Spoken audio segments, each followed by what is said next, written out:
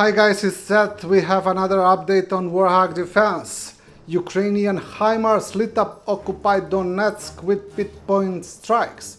No warning, no mercy, just precision fire right where Russian troops were gathering near the Zasyatsko mine. A clear message: nowhere is safe and Ukraine's reach keep growing. Ukrainian Himars rockets struck targets in temporarily occupied Donetsk, with local sources confirming several explosions near the Zasyatko coal mine.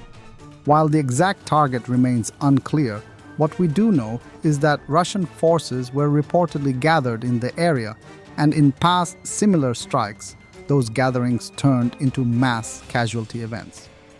Ukrainian precision strikes have previously killed dozens of officers in one blow, including high-ranking commanders and even generals. Given the pattern, it's possible the target was a command post, a coordination hub, or a training ground. These are not just symbolic strikes, they are tactically vital. Every time Ukraine eliminates a cluster of Russian leadership or disrupts coordination behind the lines, it slows down offensives, breaks momentum, and weakens morale. Himars strikes like this one are about more than explosions. They're about shaping the battlefield before the next big push. And in Donetsk, every strike counts. Ukrainians are decimating Russian armor as soon they try to attack their positions. In Zaporizhzhia direction, a Russian column consisting of several BMPs and a tank was annihilated by the 118th Mechanized Brigade. It's getting hard to believe the sheer amount of Russian armor being wiped out by Ukrainian forces. Convoys that once seemed unstoppable are now burning wrecks on drone footage. Tanks, IFVs, supply trucks, entire columns vanish in a matter of minutes, and yet they keep coming, like they haven't learned a thing. Так, это у нас сегодня очередь за водой. Water shortages persist in occupied parts of Donetsk region. Locals are forced to wait in long lines for limited amounts of clean drinking water. Hate to say I told you so, but here we are. This is the reality of life in the so-called liberated territories, fighting for bottled water in a region once full of life. Russian incompetence isn't just about battlefield blunders, it's about total collapse of basic services. These people dreamed of living in a great Russia, and now they're hauling buckets in the dust, waiting hours just to fill a jug. Turns out, Ruskaya Mir comes with thirst, ruin, and a long line for survival. According to the Times, the Kremlin is forcing Ukrainian children abducted from occupied territories to join the Russian army once they turn 18. This brutal tactic, reportedly ordered by Putin, marks a new level of psychological warfare against Ukraine. An estimated 35,000 children were taken. Many now face conscription. Russia has begun conscripting Ukrainian children, many abducted from occupied territories, into its military once they turn 18, according to Ukrainian officials. This revelation signifies Russia's strategic and psychological warfare against Ukraine, with potentially thousands of abducted minors now being used to bolster Moscow's military efforts. Since 2014, an estimated 35,000 children have been taken from Ukraine's eastern occupied territories. These children were often abducted at gunpoint, initially from orphanages and later directly from their families. The program has grown considerably since Russia's full-scale invasion of Ukraine in 2022, the Times states. Now, according to Andriy Yermak, President Zelensky's chief of staff, Ukrainian authorities have gathered hard evidence showing that these abducted children, upon reaching the age of 18, are being conscripted into Russian battalions. Putin's goal is he doesn't want Ukraine to exist. The Russians want to destroy the new generation of the Ukrainians, and they are building new soldiers against the country where they were born. It is terrible, Yermak said in an interview. These abducted teenagers, once recruited, face a grim future. After receiving limited education in Russia's re-education camps, they undergo military training in combat schools, including cadet programs designed to prepare them for active service. According to Ukrainian officials, this program serves two purposes for Russia: solving its military manpower crisis and using the abducted children as a tool for psychological warfare against the Ukrainian people.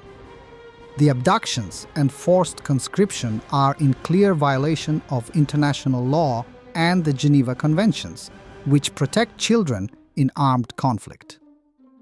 The situation is so dire that it led to an arrest warrant for Vladimir Putin by the International Criminal Court in 2023 for war crimes, with Russia's Presidential Commissioner for Children's Rights, Maria Lvova-Belova, also facing charges for her role in the program.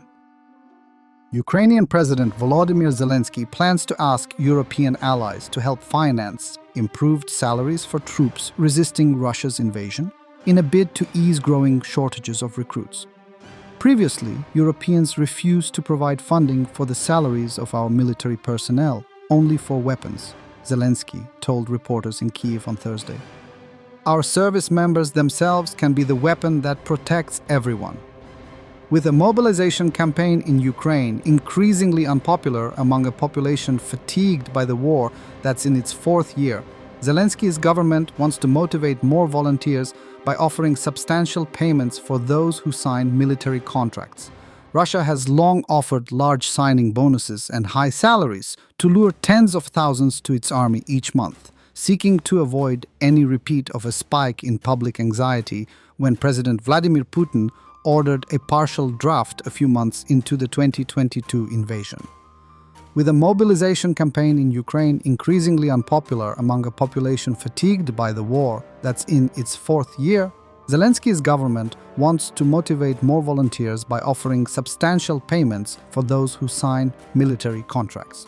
Russia has long offered large signing bonuses and high salaries to lure tens of thousands to its army each month, seeking to avoid any repeat of a spike in public anxiety when President Vladimir Putin ordered a partial draft a few months into the 2022 invasion.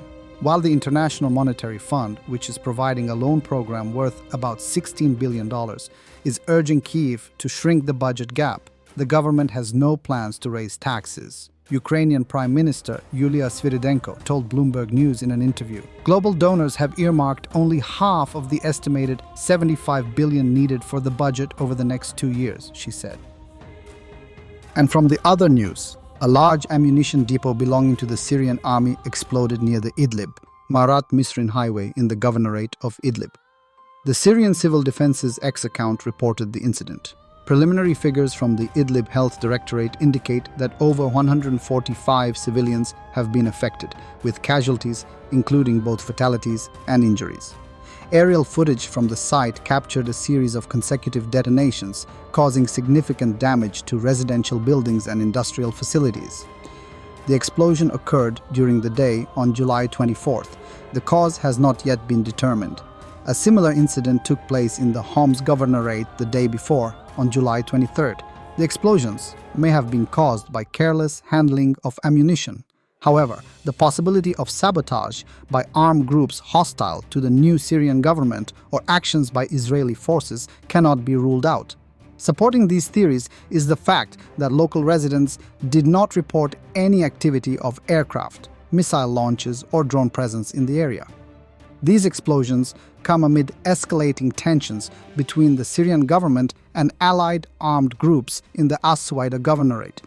To stabilize the situation, additional forces of the new Syrian government were deployed to the region. However, as a result of attacks on government convoys, 18 servicemen were killed and 9 were taken captive. Israeli Defense Minister Israel Katz stated that Tel Aviv would not allow harm to come to the Druze community and would not remain indifferent. In response, the Israeli Air Force carried out at least 5 airstrikes on the outskirts of As-Suwaida, where Syrian army units are stationed. Since the start of the civil war in Syria, the Israeli government has repeatedly opposed the integration of the Druze community into a centralized Syrian state, promising political and military support to the Druze minority in its conflict with the Damascus regime. Prime Minister Benjamin Netanyahu and Defense Minister Israel Katz have warned of the possibility of escalating attacks on Syrian territory if threats to the Druze community arise. Thanks for watching, and don't forget to subscribe. Also, if you want to support Warthog Defense, please become our member and get early access to new videos, exclusive members-only videos, and become administrator in comment section. The membership link is in the description. Rescues every day. We had a guy last week at 6 rescues in 6 days. You know, he's doing the job every day.